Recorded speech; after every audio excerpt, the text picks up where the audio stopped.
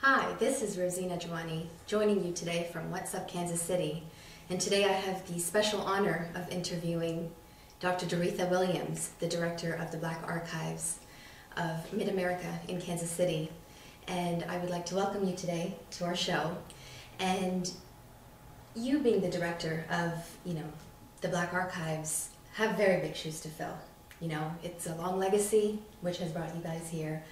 And tell me a little bit more about how your vision, really pays tribute to the beautiful history of the Black Archives. Wonderful. Well, thank you so much for having me on the show.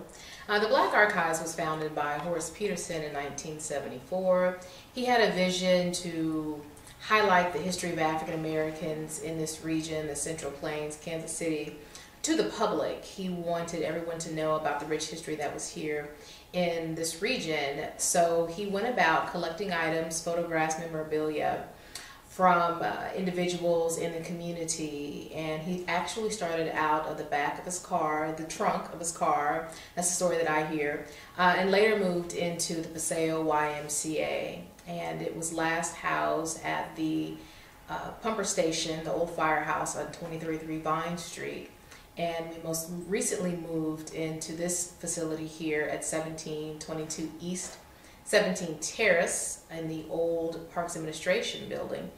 We had a grand opening in June 2012 to reintroduce the community to this wonderful jewel of an institution in Kansas City, just north of the 18th and Vine District. And what we've done is to really explore Horace's first vision to make accessible the lives of African Americans in this community. And we've opened with a brand new exhibit titled With My Eyes No Longer Blind.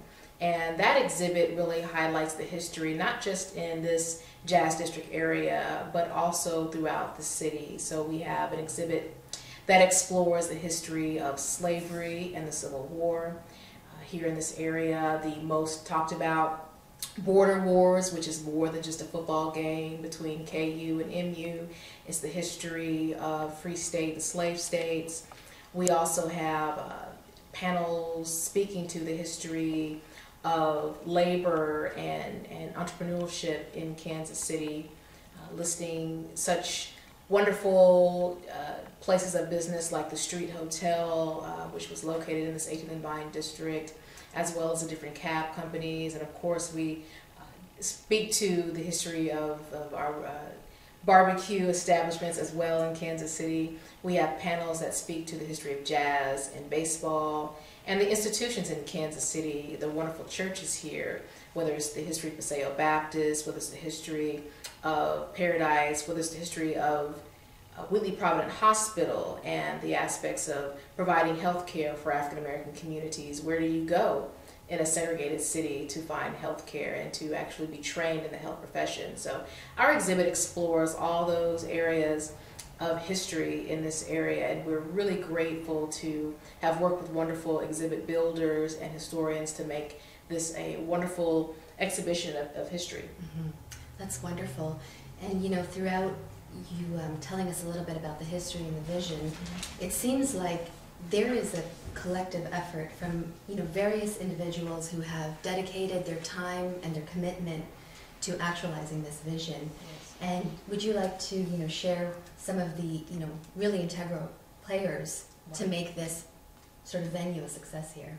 Right. Well, when the Black Archives fell in hard times several years ago, many individuals in the community actually came together to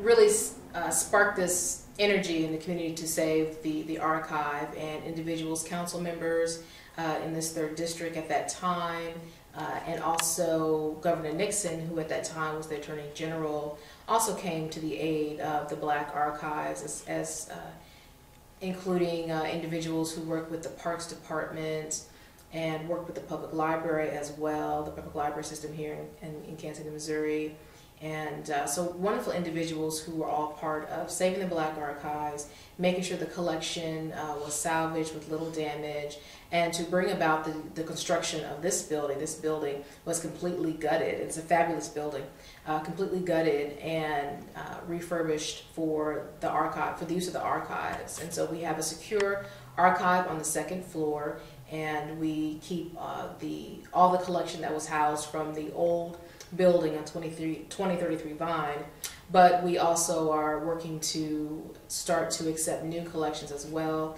And on the first floor we have the exhibit hall, which of course houses the With My Eyes No Longer Blind exhibit, and then we have additional space to continue our build out, and we will be opening a new exhibit coming in late fall 2013 and early spring 2014 on our Alvin Ailey collection as well. So we have worked with wonderful people in the community, whether it's been the Parks Department, Mark McHenry, the Public Library System with Shepto Kosatani Buckner, and also Mr. Crosby Kemper, as well as Governor Nixon, who at that time was the Attorney General, but he's been very involved in the grand opening, as well as Congressman Cleaver has been a wonderful support of the Black Archives. And so we've worked with a lot of wonderful people here, and just individuals in the community. We've worked with the congressman and the governor, but you know, the people who really keep the Black Archives alive are the people in the community who come to our events, who pack the house when we have a panel discussion or a lecture. So we make sure that we honor all of the people in our community, our patrons, our young people. We can talk about the events later, but I'm always open to bringing young people to the building, because in a sense we have to teach our young people this is the institution you need to support as you grow older, because the worst thing to do is to have a wonderful facility and a wonderful program and cater to all of our elders and seniors, and our children grow up not knowing that they need to support the Black Archives. They need to support all of the museums and institutions in this area. So we have to teach them young. So we bring them here for their programming and whatever that is that they want to do, so that in the future they will continue to support the Black Archives. That's a wonderful point that you bring up, is community involvement, you know, and it's not just the patrons, but it's people from the community who may not have any vested interest in here are taking advantage of this, you know, wonderful opportunities that you're providing them. And what have you done as a director in terms of, you know, events that you've, you know, brought to the national, or you know, the Black Archives, and also, you know, just the exhibits, to sort of bring more attention and more participation from, you know, the greater Kansas City community, especially the youth? Right. Well, our first big program we had was February 2012. The dates, February 2012, where we hosted a panel discussion on the history of the social and political organization Freedom Inc. It was a wonderful panel. We had individuals who were very key to the development of Freedom Inc. Congressman Cleaver was so wonderful to come and sit on that panel, Judge Hughes, Miss Carol Cole, and we had a wonderful discussion. We packed the house. We had about 100 people in our exhibit hall, and we had a discussion about what went on with Freedom Inc. It was in collaboration with the Public Library and the airing of Emil Cleaver's documentary Freedom Is Now. So we had a wonderful collection of individuals here at the Black Archives that had the discussions. We had young people as well ask questions about are these political movements still relevant today? How do we deal with the issue of full citizenship for African Americans with a Black president in office? How do you still deal with these topics? So we had a great conversation about the issues in this community and nationwide. We've also hosted another wonderful panel discussion which featured African American female veterans, and the program was phenomenal. We had a woman who was in her 80s who served in the Navy, and she had wonderful stories, very wonderful stories, but also stories of racism and sexism that she encountered in her days serving in the Navy. And we had great discussions about the history of African American women in the military. But the greatest thing about that panel discussion was at the end, we began to talk about post-traumatic stress syndrome and dealing with women's issues when you think of post-traumatic stress. and we actually ended up being almost a clearinghouse for information for other female veterans who came to the program.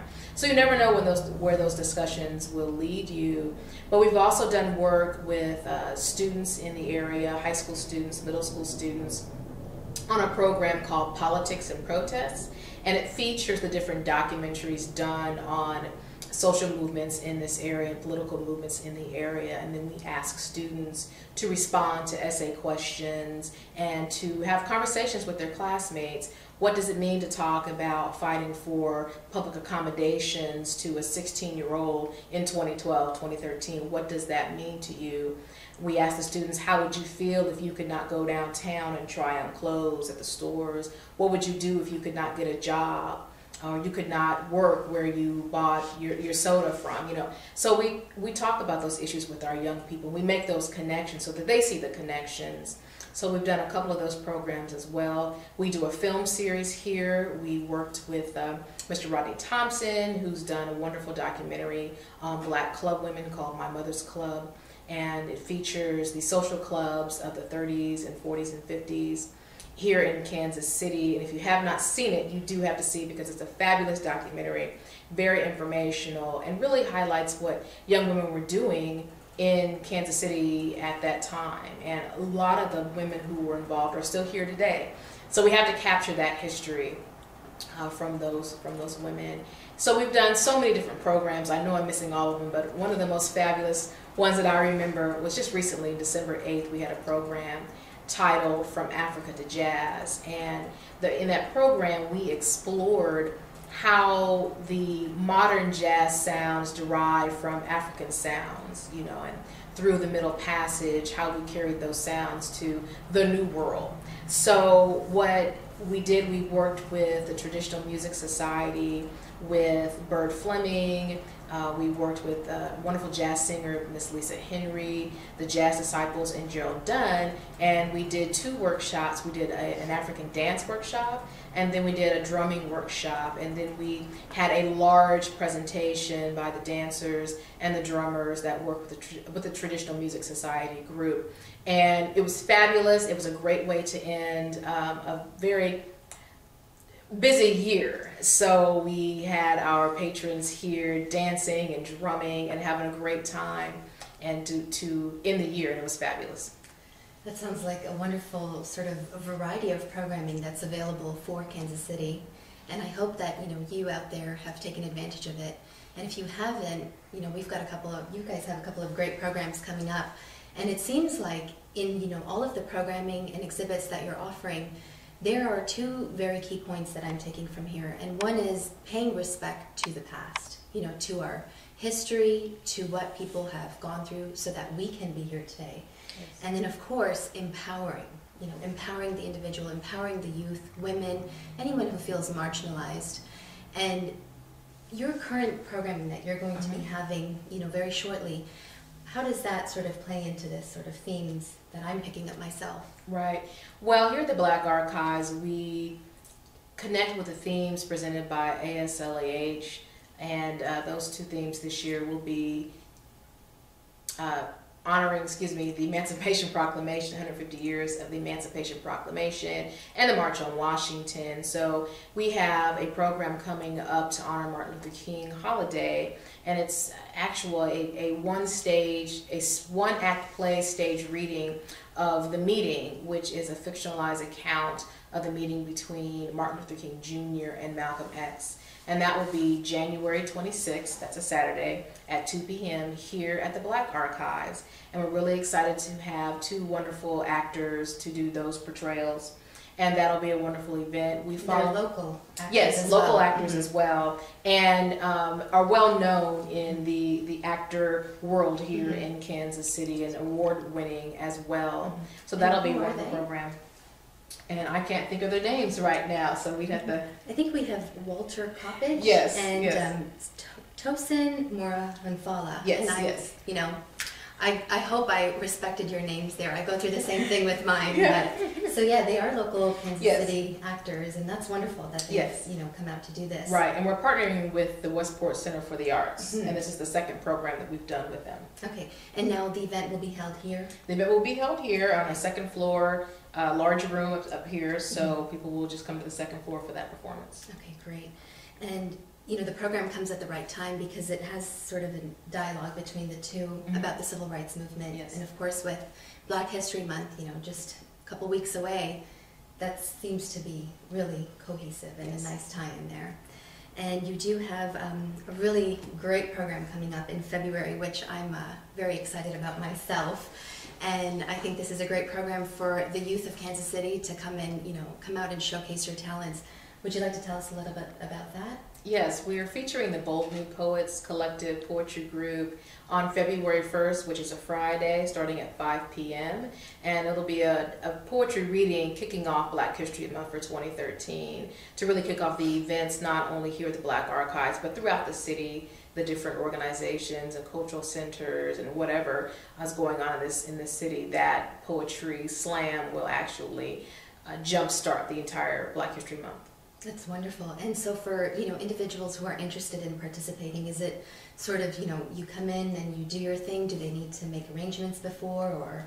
Yes, they do need to make arrangements. I think for the most part, the slate of poets is actually done. Okay. But you can always go online. The Bold New Poets, they're very visible online. So they have a Facebook page and a website as well. But I do believe that that slate of poets is complete at this time. Okay, great. And so for those of you who are interested, that event is also on Friday, February 1st from 5 to 8 p.m.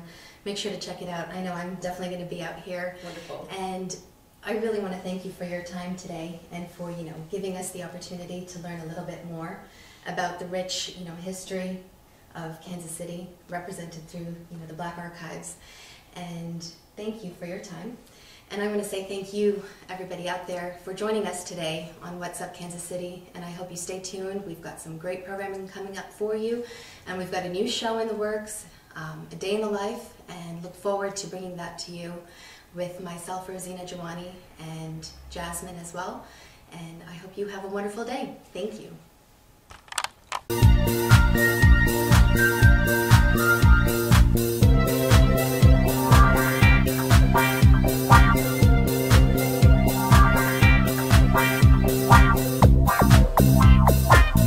Wow.